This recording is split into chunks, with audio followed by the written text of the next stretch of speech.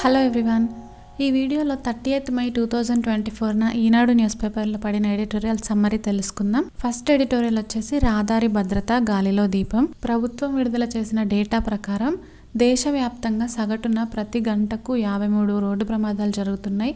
19 మంది మృత్యువాత పడుతున్నారు. ఇన్ని రోడ్డు ప్రమాదాలు ఎందుకు జరుగుతున్నాయి? వీటికి ముఖ్య కారణాలు ఏంటి అంటే అతి వేగం, అంటే స్పీడ్గా బండి నడపడం, ఫోన్ మాట్లాడుతూ లేదా ఫోన్ చూస్తూ బండి నడపడం, మద్యం మత్తు, నిద్రలేమి, ఇంకా రోడ్ల నిర్మాణంలో డిజైన్ల లోపాలు, ఇంకా లెక్కలేనన్ని గుంతలు రోడ్ల మీద, ఇంకా వానలు పడ్డప్పుడు రోడ్ల మీద నీళ్లు నిలిచిపోవడం, డ్రైవింగ్ లైసెన్స్లు ఇచ్చేటప్పుడు జరిగే అవినీతి, వీటన్నిటి వల్ల ఇండియాలో ఇంతగా రోడ్డు ప్రమాదాలు జరుగుతున్నాయి. అయితే కేంద్ర మంత్రి నితిన్ గడ్కరీ గారు చాలాసార్లు ఏమని చెప్పారంటే 2030 సంవత్సరం నాటికి రోడ్డు ప్రమాదాల మృతుల సంఖ్య సగం దాకా తగ్గిస్తాము అని చెప్పారు. వేరే దేశాల్లో సిచ్యువేషన్ చూసుకున్నట్టయితే ఆస్ట్రేలియా 2050 సంవత్సరం నాటికి విజన్ 0ని లక్ష్యంగా పెట్టుకుంది. అంటే ఏంటంటే రోడ్డు ప్రమాదాలని పూర్తిగా తగ్గించేసేయాలని, అంటే 0 అవ్వాలని చెప్పి. జర్మనీలో ట్రాఫిక్ రూల్స్ ఎవరైతే ఫాలో అవ్వట్లేదో వాళ్ళు ఎక్కువ సార్లు ట్రాఫిక్ ఉల్లంఘనలు చేసినట్టయితే ఒక దశ దాటిన తర్వాత లైసెన్స్ని రద్దు చేస్తారు. ఇంకా రష్యా, జపాన్, నార్వే, డెన్మార్క్ ఇలా ఒక 10 దేశాలు రోడ్డు ప్రమాదాల్లో మృతుల సంఖ్యను ఇప్పటికే సగం దాకా తగ్గించాయి. ఇంకో 35 దేశాలు కూడా ఇలా మృతుల సంఖ్యను సగం దాకా తగ్గించడానికి లక్ష్యం పెట్టుకున్నాయి. అయితే రోడ్డు ప్రమాదాలని తగ్గించాలి అంటే ఇందాక మనం చెప్పుకున్న ముఖ్య కారణాలు అవి జరగకుండా చర్యలు తీసుకోవాలి. అంటే అతి వేగం కానీ, రోడ్ల నిర్మాణంలో డిజైన్ల లోపాలు కానీ ఇవన్నీ జరగకుండా చర్యలు తీసుకోవాలి.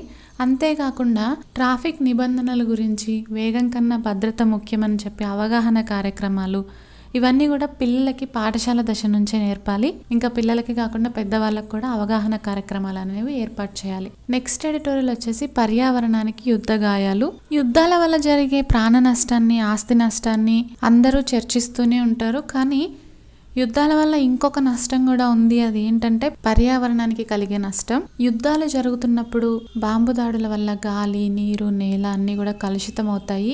అంతేకాకుండా పంట పొలాలు నాశనం అవుతాయి, అడవుల దహనం జరుగుతుంది. ఇంకా పరిశ్రమల మీద ఎప్పుడైతే బాంబు దాడులు జరుగుతాయో అప్పుడు విషపూరిత రసాయనాలు గాల్లో కలిసి పర్యావరణానికి ఇంకా ప్రజల ఆరోగ్యానికి కూడా హాని కలుగుతుంది. ఇంకా యుద్ధ నౌకల నుండి విడుదలయ్యే వ్యర్థాల కారణంగా సముద్ర జలాల మీద, ఇంకా తీర ప్రాంతాల మీద కూడా చాలా ప్రతికూల ప్రభావం పడుతుంది.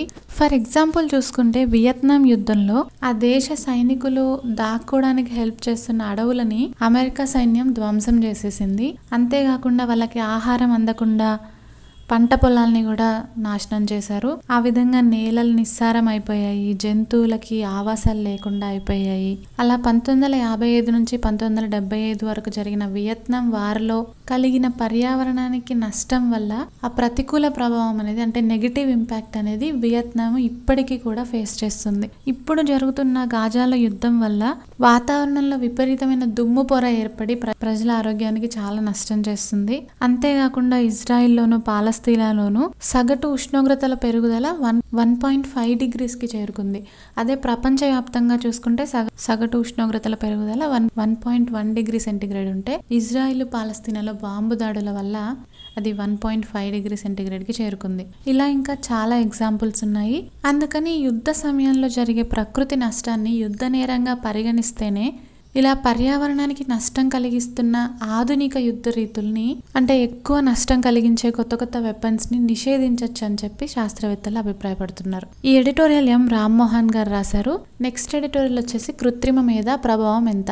కృత్రిమ మేధ అంటే ఆర్టిఫిషియల్ ఇంటెలిజెన్స్ వల్ల కొన్ని ఉద్యోగాలు పోతాయని, కొన్ని కొత్త ఉద్యోగాలు వస్తాయి అని చెప్పి చాలా చర్చలు జరుగుతూ ఉంటాయి కదా. అయితే ఆర్టిఫిషియల్ ఇంటెలిజెన్స్ వల్ల చాలా ఉపయోగాలు ఉన్నాయి కదా. అంటే ఇది నిర్విరామంగా పనిచేయగలదు, బ్రేక్ ఏం తీసుకోకుండా. అంతేకాకుండా మనకు కావాల్సిన సమాచారాన్ని వెంటనే ఇచ్చేయడము. ఫర్ ఎగ్జాంపుల్ ChatGPT, అలెక్సా ఇలాంటివన్నీ మనకు కావాల్సిన సమాచారాన్ని వెంటనే ఇచ్చేయడము. ఇంకా ఒకే రకమైన ఉత్పత్తులను తయారు చేసే యంత్రాలలో AI ఉపయోగం చాలా ఉంటుంది. ఇలా AI వల్ల ఎన్నో ఉపయోగాలు ఉండడం వల్ల ఇప్పటికే చాలా రంగాల్లో దీన్ని వాడుతున్నారు. ఫర్ ఎగ్జాంపుల్ చూసుకుంటే health sector, education sector, robotics, gaming, e-commerce ఇలా ఎన్నో రంగాలలో AIని వాడుతున్నారు. కాబట్టి AI మీద పెట్టుబడులు పెట్టాల్సిన అవసరం ఉంది. కాబట్టి ఇండియా కృత్రిమ మేధ మీద పరిశోధనల కోసం 10,000 కోట్ల రూపాయలని కేటాయించింది. ఇందులో కొంత ఏఐ మీద వస్తున్న స్టార్టప్స్ కి, ఇంకా ఏఐ మీద రీసెర్చ్ చేయడానికి కాలేజెస్ కి ఇలా కూడా కేటాయించారు.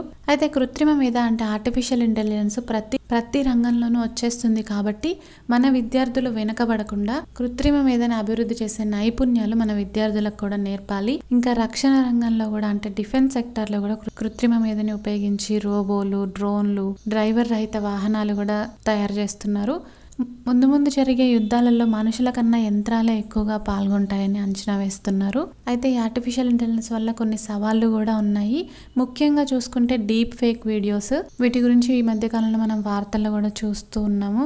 అసలు నిజమేంటో కల్పన ఏంటో తెలుసుకోలేనంత రియల్ గా ఈ డీప్ ఫేక్ వీడియోస్ అనేవి ఉంటున్నాయి. కాబట్టి ఇలా కృత్రిమ మీద పెడదారి పట్టకుండా చూసుకోవాలి. ఇంకో పాయింట్ ఏంటంటే 2000 సంవత్సరం నుంచి ఒక 10 సంవత్సరాల పాటు నానో టెక్నాలజీ మీద చాలా ప్రచారం జరిగింది. చాలా మంది దాని మీద పెట్టుబడులు పెట్టారు. ఇంకా ఫ్యూచర్ అంటే నానో టెక్నాలజీ అని చెప్పేసి చాలా మంది పెట్టుబడులు పెట్టారు. కానీ ఫలితాలు మాత్రం చాలా నామమాత్రంగానే వచ్చాయి. నానో టెక్నాలజీతో ఏదైతే ఆవిష్కరణలు చేద్దాం అనుకున్నారో, వస్తువులు సృష్టిద్దాం అనుకున్నారో అవి చేయలేకపోయారు. ఇలాంటి పరిస్థితి ఆర్టిఫిషియల్ ఇంటెలిజెన్స్ కి రాకుండా ఉంటే బాగుంటుంది అని చెప్పి రాశారు. ఈ ఎడిటోరియల్ డాక్టర్ కె వీరబ్రహ్మం గారు రాశారు. That's it for this video. This is Aparna. Thank you for listening.